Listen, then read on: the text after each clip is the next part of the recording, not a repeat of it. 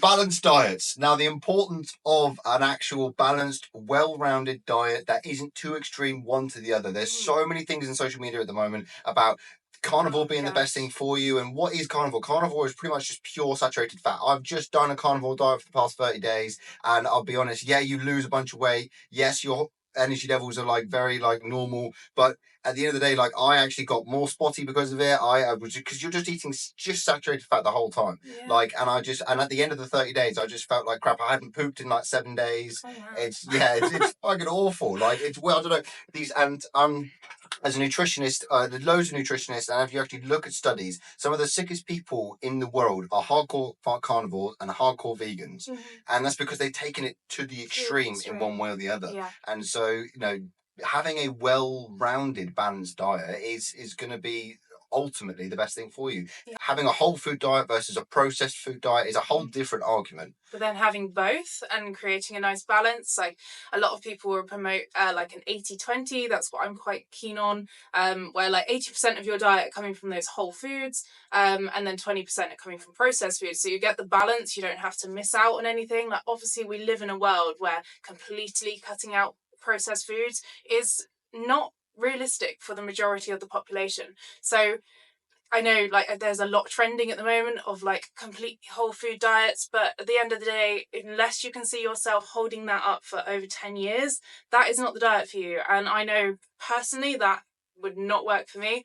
As nice as it might seem, like I would absolutely love to be able to do it, but I just know I wouldn't be able to. So you need it to work for you. It needs to be something that has sustainability, and you've got that balance. And ideally, meat sources, but not just meat sources. You need those whole foods like the fruit, the veg, potatoes, things that are going to provide fiber, and just and allow your gut and your body and your mind to thrive. You need everything, basically. There is no extremes in a balanced diet. Keeping a well-rounded, raw, whole food diet is going to help you perform mentally and physically better. But I also feel it's important that your diet does actually contain some processed foods in there too, just for a bit of balance. I find this helps to make your diet sustainable, because that is the key thing at the end of the day. You need to be making a diet that you can stick to for years and years and years on end, like especially fat loss phases. If you aren't enjoying your diet to a certain extent, then you're not going to stick to it, and especially if you need to enjoy it. So I know there's like a lot of controversy. Obviously, processed foods aren't great for us, but I do believe that a balanced diet will provide both.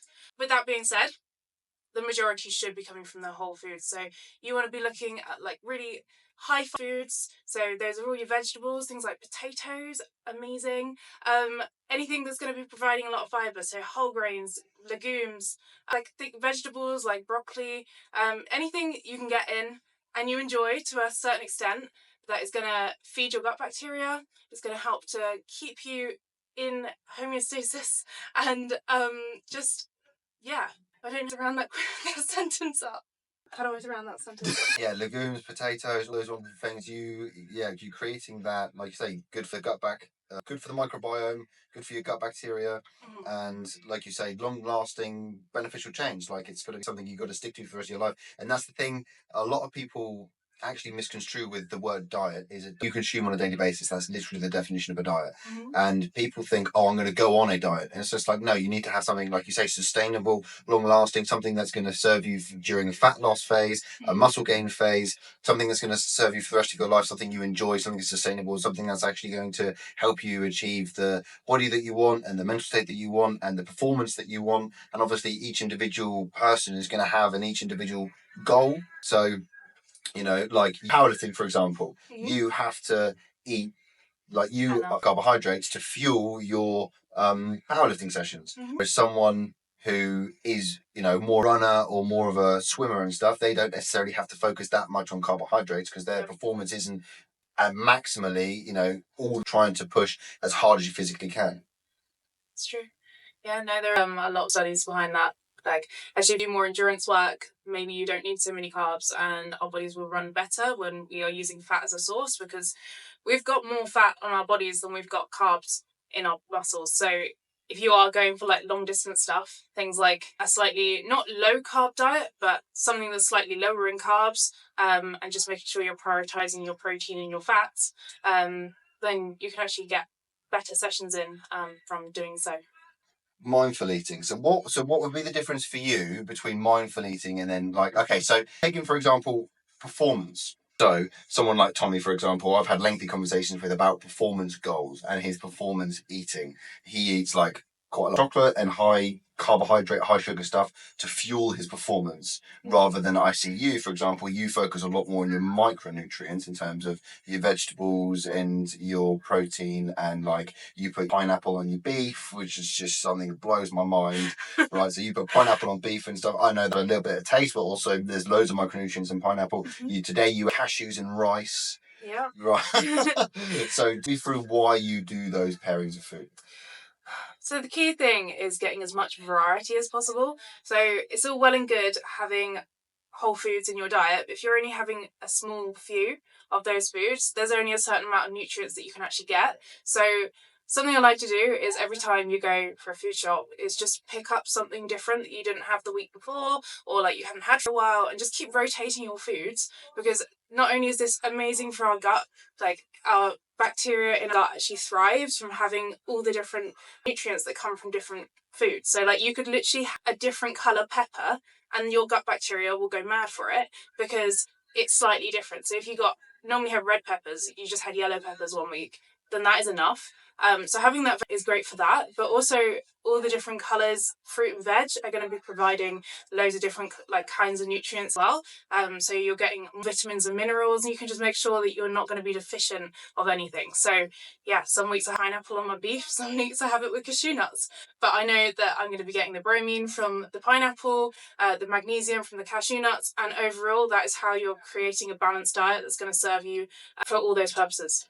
Mindful eating, like I feel like sometimes you hear mindful eating and you're just like, but it's important because as much as we like to be living in the fast lane, getting loads done, being productive, it's actually really important that we are really focusing on what we're eating.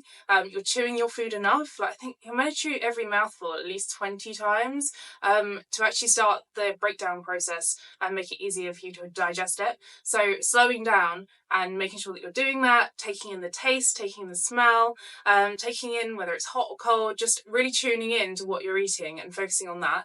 Not only can it help you with like avoiding overeating, so obviously for the majority of people we are trying to maintain, so you're not going to overeat if you are taking your time with your food. But if you're distracted and you're on a screen, you're watching television, you're reading a book, whatever you're doing alongside eating that meal, you can't tune into your hunger signals as well. So you're more likely to ignore them and overeat or undereat, and yeah, obviously that's not ideal. So yeah, mindful eating sounds boring, but definitely worth doing.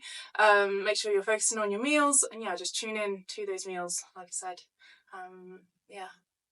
But yeah, I mean that, and you know, like you said, mindful eating is one of the things that people want to turn away, like shy away from, and think, oh no, not mindful eating. But mindful eating is quite simply just slow the fuck down. Yeah. Have you seen that guy on like TikTok and stuff who like takes like 2 bites and like yeah, so like I think it's called masticating your food. I'm not sure. I know. I always remember because I remember it's very similar to masturbate.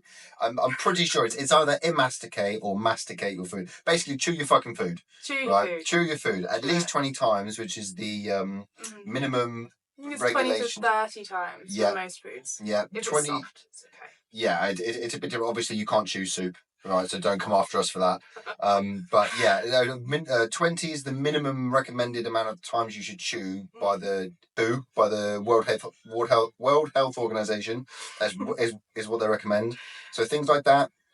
And actually enjoying your food as well is something that's like really, really basic. You know, I know not everybody likes cooking, not everybody has the time to cook, but if you are going to sit down and do some cooking, actually like enjoy the process. Think about like, and this is why it's really good to not go and get loads of microwave meals and actually create food yourself. Yeah. Because then you actually see what goes into the process. You can change the flavors. You've got that control then. You have no idea what they're adding or how much, because at the end of the day, like if you're relying on like eating out or microwave meals, the nutrient values on the packets can range by 20%. And if you're doing that all the time and they're over 20% every time, you're not actually consuming what you think you're consuming. You're having a lot more or a lot less. And yeah, to be sure of what you're having, do it yourself and take some time. Do a load of bulk cooking, stick some in the freezer, then you don't have to worry about it. Like, you can see like so many recipes now where you can do bulk cooking. Like, I've seen one recently of a guy who does them all in his slow cooker. Have you seen that? Yeah, I have. Yeah, and like, okay, they're not the most whole food based meals, but at the end of the day, at least he knows what's going in them, and he's got that control of his diet then. So definitely worth doing. 100%. 100%. Yeah, very. Oh, I didn't know that either. Yeah, every day's a small day. Learned lots of things today. I've already forgotten what I said. So, last thing, supplementation. Now, obviously, supplementation, I would say, only comes into play if you cannot get what you need from foods themselves. I would always, and I've always recommended to my clients, to different people, like only supplement when you need to supplement. So, like if you don't eat a lot of omega-3s and you don't have lots of fish, then you need to supplement your omega-3. Yeah. You know, and then again, protein powders. But I think people go way over the top with supplementation. They're like, I need this, I need that, and everybody jumps on the hype. And you know, you can get powders for everything these days, and I feel like you just don't need it. You need, what you should do is focus on the food that you're actually eating, because they've got the bioavailability of the food is going to be so much more than the actual powders you're going to buy or the pills you're going to buy. And then a lot of supplementation pills and stuff have got so much shit in them. If you've ever read an ingredients packet on the back, it's fucking awful, the amount of shit that's in there. Yeah, and a lot of them, they don't actually get run through like testing either, so they could be anything. Like if you're buying supplements, especially online, you're not actually 100% sure that you're actually getting anything good from them. Yeah, I can't remember exactly, but they don't go through testing. There is not like no regulation on them. So yeah, with supplements, it's exactly what it is. It's a supplement. It shouldn't replace your actual diet. Like what I said earlier about getting the variety of foods in, making sure that you're getting a big range of nutrients. If you do find that you are deficient, I would always suggest going for the natural route first, increasing your intake of foods that will provide that nutrient. Obviously, supplementation is fine too, but you don't want that to be your key income of those nutrients. Like, do your best to get them in naturally, and then outside of that, if you need a bit more, then go for it. Yeah, I think one of the key ones is probably magnesium though. I feel like a lot of, like, we use magnesium for everything, when we're stressed, when we drink alcohol, when we have sugar, and our bodies are burning through that all the time. So the majority of the population are actually deficient in magnesium, and it is very hard to get enough in through the diet just because of the high stress that we're in day to day, in the way that we live. So if there is one that you are thinking of supplementing, it's probably magnesium. Outside of that, vitamin D, just get out in the sunlight, literally 30 minutes a day, within like the 3 hours in the middle of the day. So like around 11 to 3-4 o'clock. That is more than 3 hours. That's way more than 3 hours. 11, 12, 1. Oh my god. Okay, no, I think it is 12 till 3 then. But basically, when the sun's out, get outside. Take your clothes off. You actually need to absorb it, but we do absorb a lot of it through our eyes as well. So if you do wear sunglasses a lot, that's food for thought, because you can't absorb it through your eyes if you have them covered. So yeah, just getting outside. And obviously, if there is anything that you're lacking, I'm not saying don't supplement it. I'm just saying go down those other routes first. Do your best to do it naturally, because you're actually going to absorb more from the natural sources than you would from a supplement anyway. Supplementation, yeah. Some people can't get enough protein, so then they need to supplement the powders. But then, if you can get it from whole foods, get it from whole foods. Yeah, definitely. Awesome, guys. Well, that's it. I can't really think about anything more for the particular episode that we're going to speak about. Obviously, if you found that at all interesting, please comment your thoughts down below. Don't forget to like, share, comment on the video, and give us a follow. Ellen's YouTube and social medias will be tagged in the bio below, so don't forget to go and give her a follow. She's recently gone viral for having too much of a bend in her back when she's bench pressing, so make sure you go and check that out and share your thoughts. That was quite funny to see all the people commenting on that. Other than that, any last thoughts, Ellen? No, that is it. Have a good day. Fantastic.